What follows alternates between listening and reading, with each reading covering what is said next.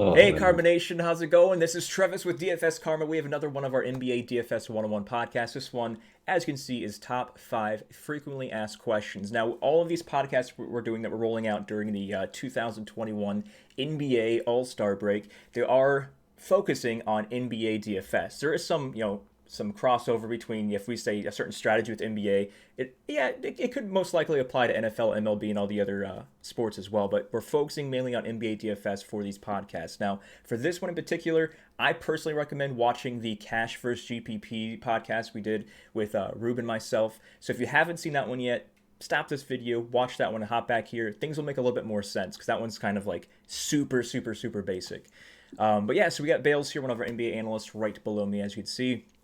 And we just collected the out of all the questions that we've heard over the past 4 or 5 years from people just starting day one with NBA DFS. These are the what we believe are the top 5 frequently asked questions. So without further ado, question number one: what are the most important factors when selecting players? So when you open up the lobby, you go to a contest.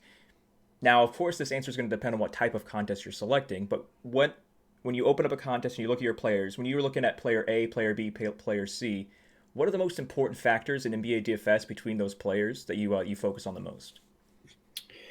Yeah, I tend to focus the number one, without question. I don't think anything realistically is even close is going to be the minutes. And just anytime that you're talking about NBA DFS, you have to be on the court to do anything. It's not like MLB where everyone is going to get the same amount of at bats. You have to be on the court to do stuff. You can luck your way into fantasy points, especially if you're on the court. So number one, the key factor is going to be minutes. It doesn't matter really how bad of a player you are. Generally, if you're playing 30 plus minutes, like you have the ability to score fantasy. That's not always the case. You can see guys like PJ Tucker, and then there's other guys like Bobin who just happen to be absolutely insane if they're only getting 15 minutes. So a lot goes into it, but you're going to want any cheap guys that are getting a ton of minutes. If you're paying up, you need 35 plus minutes from your guys. I mean, not always, but you get the point there. And then the second thing that I like to look at is the usage rating, which is just how often a team uses a player. Um, Obviously, the higher the usage rating, the more they're getting used offensively. As that goes up, so do their chances of scoring, getting assists. So I do think that there's a lot that you should be looking at. You shouldn't just kind of dumb it down to just two things. But the most important things that I tend to look for are one, who's getting the minutes, and two, who's getting the usage. All right, and those are some factors we have in our NBA projections portal as well. So if you just go to dfskarma.com, a couple hours before a slate when you're starting your research for the day, just go to the NBA drop-down menu, click on we have one for DraftKings and FanDuel NBA projections portals. They're free to view, and we do have data that shows the usage amount. So if somebody's expected to get 30 as opposed to 20 minutes, anything like that. So free tool. So head over to the site to see that. So move on to question numero dos: should I use chalky players in tournaments? Now, if chalky is a term that we covered in the Cash vs GPPs podcast, so like I said, make sure you watch that first. If you already have, then you already know what that means. But to that question, when you're playing tournaments and you want those high ceiling, high upside guys, should you still be including these chalky, cash friendly players? Yes, so this is where NBA differs from more or less any other sport. Say MLB, you can kind of just take, say, I don't know, a punt catcher over a chalky punt catcher because they're probably going to get four at bats. Neither one is likely that good. So it kind of gives you a little more volatility there. Whereas in basketball, usually the chalk is the way that it is because it's generally cheap guys, more or less in good matchups, getting minutes. So if we just look at last night for 3,100, Spy was projected to play over 30 minutes. His ownership was projected for basically the highest on the entire slate. And for 3,100, I believe he scored a little under 30 fantasy points because at this point he's so high owned. If you opted to avoid him in tournaments, you probably were well behind the ball because he's so cheap and he just easily dominated value. The problem is you don't always have to play the chalk.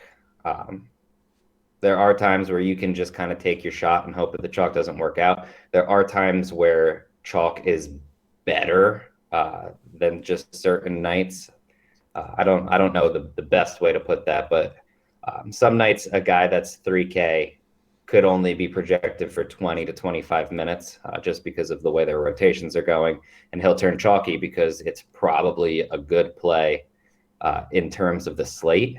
But that's the type of chalk that you don't necessarily have to play in tournaments.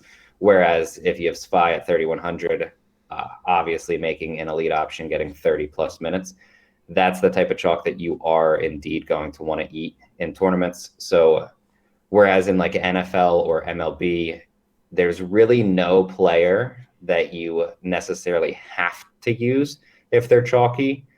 In NBA, more often than not, you're going to want to eat that chalk in tournaments and kind of differentiate elsewhere, such as your spend ups or even going in the mid tier. All right, moving on to question number 3. When you're first starting your lineup construction, you open it up, you're like, okay, player number 1, are we starting with these high profile, high salary guys and then fitting in what we can after that? Or are we starting in with the cheap value plays and then fitting in thereafter? When you personally, what is your strategy when starting your first few players for your lineup construction? Yeah, I'll say that I don't think there's a right or wrong answer to this. But for me personally, I like to start with the value options because if there isn't enough value, I'm not going to force in the high priced plays like Giannis, Joker, Lillard, anything like that. Whereas if there's a ton of value, it's going to be very easy to spend up on 2, maybe even 3 guys like it was last night. So I believe the easiest way for me to construct my lineups is by grabbing the value that I like and the value that I 100% will be playing. And then you can kind of fill out the rest of your lineup just based on that, because if there's a lot of value, you're going to have the option to grab multiple spend ups. If there's barely any value, sometimes you might only be able to get one. And I would say that it's better to grab the value that is likely to hit before grabbing the spend ups.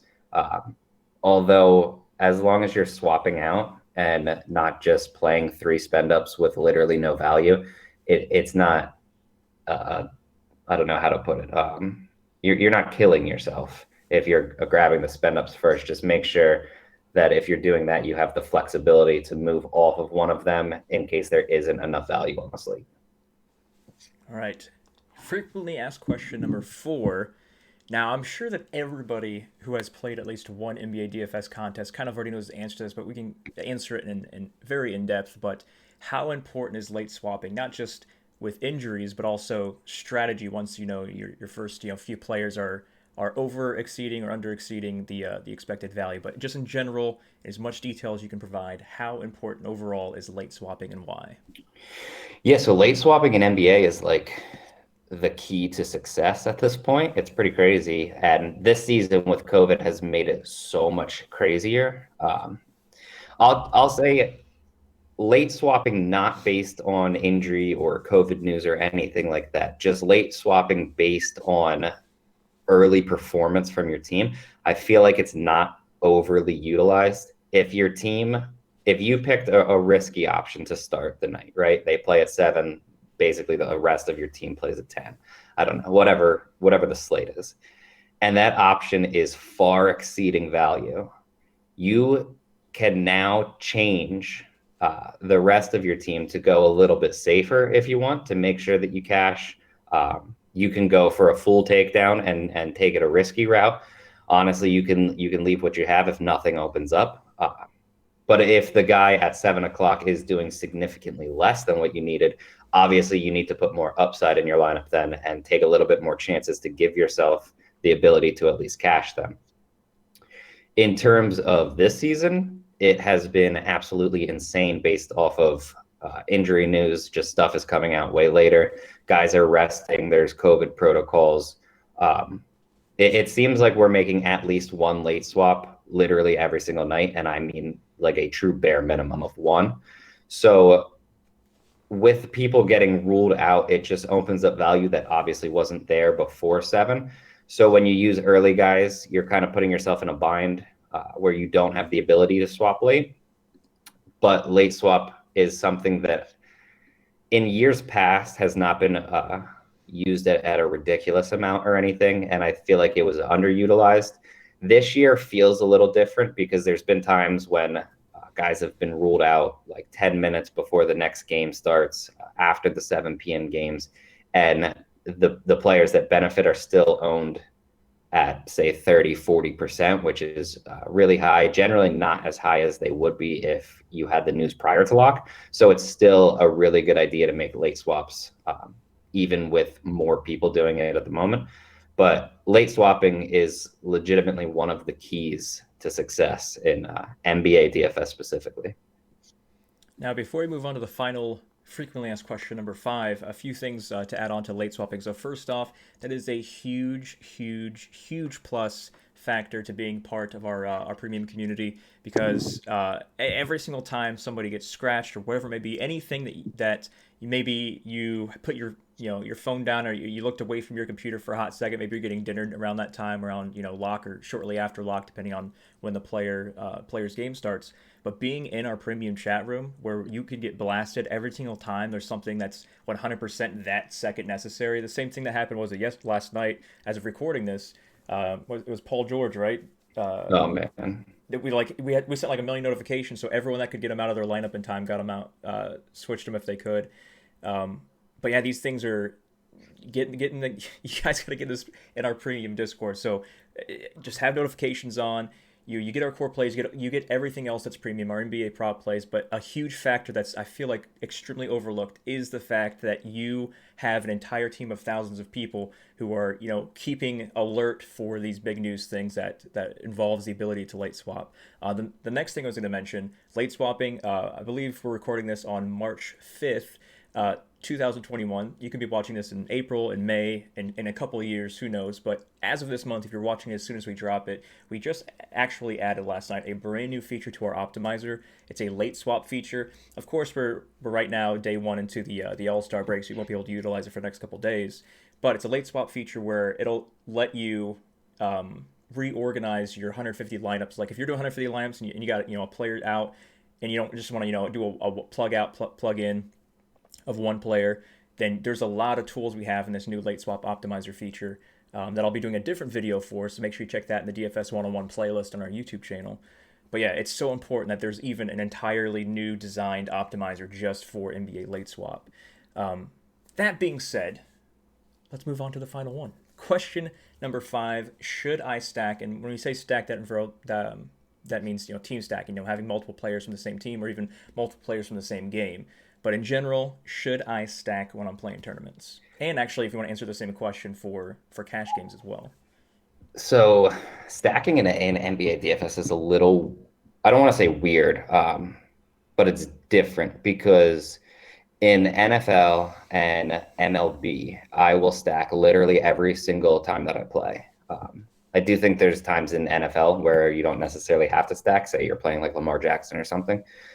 But 99% of the time in NFL, I will stack, and 100% of the time in MLB, I will stack. NBA, you can stack. You don't have to. It's not a sport where you 100% have to. You can get the players that correlate together.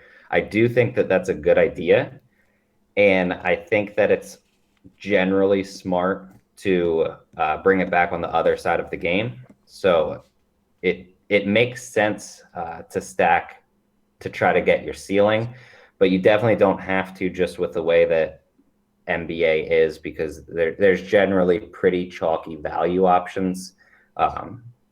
So I wouldn't necessarily recommend getting rid of them strictly to get to a stack. And the one thing that a full game stack will do for you, and obviously you should never bank on this. I'll preface it by saying do not ever bank on this. But if you're lucky enough to get a game that goes to overtime on a full game stack, you essentially just got the majority of your team to have extra minutes compared to literally everyone else in the field. So there are some advantages to it, specifically when trying to find your ceiling.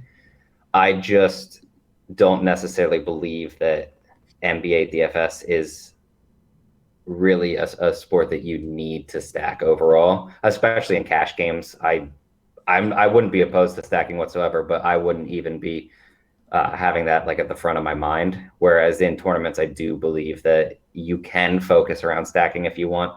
I just don't think that it's like a 100% necessary option like in MLB.